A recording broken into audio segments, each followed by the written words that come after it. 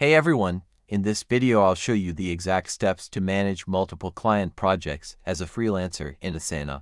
First, create a separate project for each client. Click Create Project and choose Blank Project. Name it with the client's name. Inside each, use sections for phases.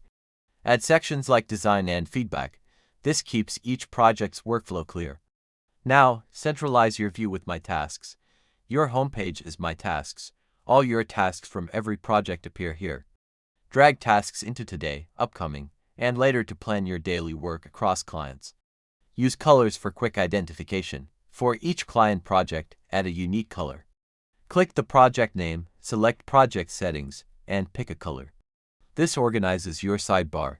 Create a Freelance Hub project. Make one project called Freelance Hub.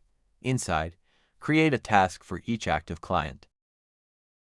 In each task's description, paste the link to that client's full project. This is your master directory. Finally, use tags for admin. Tag tasks with labels like #billable or #waiting on client. Double quotes filter any project by these tags to see what to invoice or follow up on. And that's it. You have client projects, a central task list, color coding, a master hub, and admin tags. If this system helped, please like and subscribe.